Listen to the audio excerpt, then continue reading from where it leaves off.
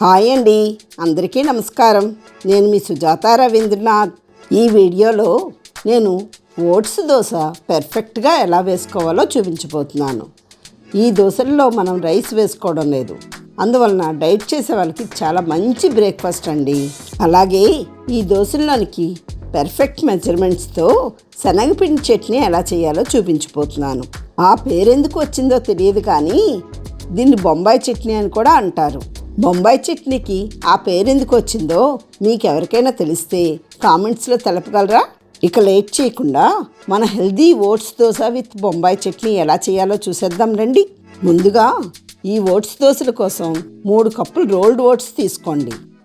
Weight loss కోసం diet చేసేవాళ్ళు తక్కువ ప్రాసెస్ చేసి ఎక్కువ ఫైబర్ ఉన్న ఈ ఓట్స్ తీసుకోవడం వలన రిజల్ట్ అయితే కనుక చాలా తొందరగా వస్తుందండి. ఈ దోశల్లో రోల్డ్ ఓట్స్ బదులుగా ఇన్స్టెంట్ ఓట్స్ అయినా వాడుకోవచ్చు. 1 కప్పు మినపప్పు, 1/2 కప్పు శనగపప్పు కూడా వేసుకోండి. 2 సార్లు బాగా కడుక్కొని 6 నుండి 8 గంటల సేపు నానపెట్టుకోవాలండి.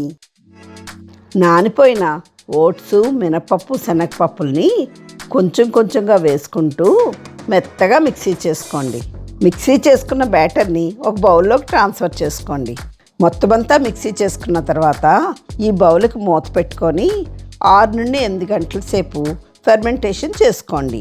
సమ్మర్లో అయితే తక్కువసేపు, వింటర్లో అయితే ఎక్కువసేపు ఫెర్మెంటేషన్ టైమింగ్ని అడ్జస్ట్ చేసుకోండి. నేనైతే మార్నింగ్ బ్రేక్ఫాస్ట్ కోసం ముందు రోజు నైటు మిక్సీ చేసి పెట్టుకున్నాను. 8 గంటల తర్వాత పిండి చక్కగా పులిసి ఇలా ఎయిర్ గ్యాప్స్ ఏర్పడ్డాయి, చూసారా? అంటే మనం దోశలు వేసుకోవడానికి పిండి రెడీ అయిపోయిందన్నమాట. దోశ బ్యాటర్ని అంతా ఇలా ఒక్కసారి బాగా కలుపుకోండి. ఇదంతా కలుపుకున్న తర్వాత మనం ఈరోజు ఎన్నైతే దోశలు వేసుకుంటున్నామో, ఎంత పిండి అయితే కావాలో అంత పిండిని వేరే బౌల్లోకి ట్రాన్స్ఫర్ చేసుకోండి. మిగిలిన పిండిని మూత పెట్టుకొని ఫ్రిడ్జ్లో పెట్టుకుంటే 2-3 రోజుల వరకు ఫ్రెష్గా మనం దోశలు వేసుకోవచ్చు. ఈ దోశ బ్యాటర్లో తగినంత ఉప్పు వేసుకొని అవసరమైతే కొంచెం వాటర్ని కూడా యాడ్ చేసుకొని అంతా ఒకసారి బాగా కలుపుకోండి. ఈ బ్యాటర్ని పక్కన పెట్టుకొని మనం బొంబాయి చట్నీ రెడీ చేసేసుకుందాం. ఈ చట్నీ కోసం ఒక 3 ఉల్లిపాయలని సన్నగా చీలికలుగా కట్ చేసుకోండి. ఈ చట్నీలో ఉల్లిపాయ ముక్కలు ఇలా సన్నగా చీలికలుగా చేసుకుంటేనే బాగుంటాయి. నార్మల్గా ముక్కలు కోసేస్తే అంత బాగుండదండి. 7-8 పచ్చిమిరపకాయలు కూడా ఇలా పొడవుగా చీలికలుగా కట్ చేసుకోండి. ఈ పచ్చిమిరపకాయలు మీరు తినే కారాన్ని బట్టి అడ్జస్ట్ చేసుకోవచ్చు.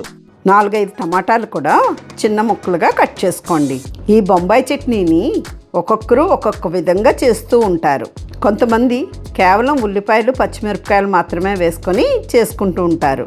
టమాటాలు కానీ ఏ ఇతర వెజిటబుల్స్ కానీ వేసుకోరు. నేనైతే టమాటాలు అయితే ఖచ్చితంగా వేస్తాను. ఇలా 1 క్యారెట్, పచ్చి బఠానీ మాత్రం నా అవకాశాన్ని బట్టి వేస్తుంటాను. స్టవ్ మీద ప్యాన్ పెట్టుకొని 2 టేబుల్ స్పూన్స్ వరకు ఆయిల్ని వేసుకోండి. ఆయిల్ వేడెక్కిన తర్వాత 1/2 టీ స్పూన్ ఆవాలు, 1/2 టీ స్పూన్ జీలకర్ర వేసుకోండి. ఈ చట్నీకి ఎక్కువ పోపు దినుసులు వేసుకున్నా అంతగా బాగుండదు. జస్ట్ ఫ్లేవర్ కోసం మాత్రమే వేసుకోవాలి. ఆవాలు, జీలకర్ర వేగిన తర్వాత కట్ చేసుకున్న ఉల్లిపాయ ముక్కలు, పచ్చిమిరపకాయలని వేసుకోండి. 2-3 రెమ్మల కరివేపాకును కూడా వేసుకొని ఉల్లిపాయలు కలర్ మారినంత వరకు వేగనివ్వండి. ఇలా ఉల్లిపాయలు వేగిన తర్వాత క్యారెట్ ముక్కలు, పచ్చి బఠానీ వేసుకోండి. ఇవన్నీ కలిసి 2-3 నిమిషాలు వేగిన తర్వాత కట్ చేసి పెట్టుకున్న టమాటాలను వేసేసుకోండి. వీటన్నిటినీ బాగా కలుపుకొని మూత పెట్టుకొని కొంచెం సేపు మగ్గనివ్వండి. ఇవన్నీ 2-3 నిమిషాలు బాగా మగ్గిన తర్వాత అంతా బాగా కలుపుకొని 1/2 టీ స్పూన్ దాకా పసుపును వేసుకోండి. ఇవన్నీ బాగా వేగాయి కదా, ఇప్పుడు 3 కప్పుల వాటర్ని వేసుకోండి. ఈ చట్నీ కొంతమందికి కరెక్ట్ మెజర్మెంట్స్ తెలియక ఒక్కొక్కసారి శనగపిండి ఎక్కువైపోయి చట్నీ చిక్కగా అయిపోతుంది, శనగపిండి తక్కువయ్యి చట్నీ బాగా పల్చగా అయిపోతుంది. నేను చెప్పిన ఈ మెజర్మెంట్స్తో మీరు బొంబాయి చట్నీ చేసి చూడండి, పర్ఫెక్ట్గా వస్తుంది. 2 టీ స్పూన్ల వరకు సాల్ట్ని యాడ్ చేసుకొని మూత పెట్టుకొని ఒక 5 నిమిషాల వరకు ఉడకనివ్వండి. ఇప్పుడు ఈ చట్నీకి కావాల్సిన శనగపిండిని కలుపుకుందాం. ఇలా నిండుగా 3 స్పూన్ల శనగపిండిని ఒక బౌల్లోకి తీసుకోండి. ఈ శనగపిండి చట్నీకి మంచి క్వాలిటీ గల శనగపిండి వాడితే రుచి చాలా బాగుంటుందండి. ఈ శనగపిండిలో కొంచెం వాటర్ వేసుకొని ఇలా బీటర్ తోటి పేస్ట్లా తయారు చేసుకోండి. చూసారా ఎక్కడా ఉండలు లేకుండా ఎలా పేస్ట్లా తయారయ్యిందో. శనగపిండిలో 1.5 కప్పుల వరకు వాటర్ని యాడ్ చేసుకొని అంతా బాగా కలుపుకోండి. 3 స్పూన్ల శనగపిండికి 4.5 కప్పులు వాటర్ అనేది కరెక్ట్ మెజర్మెంట్ అండి. ఇప్పుడు పాన్ మీద లిడ్ ఓపెన్ చేసుకొని ఇలా మనం బాగా కలుపుకున్న శనగపిండి వాటర్ని అందులో వేసేయండి. ఒక్కసారి బాగా గరిటతో కలుపుకొని మూత పెట్టుకొని 5-10 నిమిషాల వరకు బాగా ఉడకనివ్వండి. ఇలా గుప్పెడంత కొత్తిమీర వేసుకొని స్టవ్ ఆఫ్ చేసుకుంటే మన బొంబాయి చట్నీ రెడీ అయిపోయిందండి.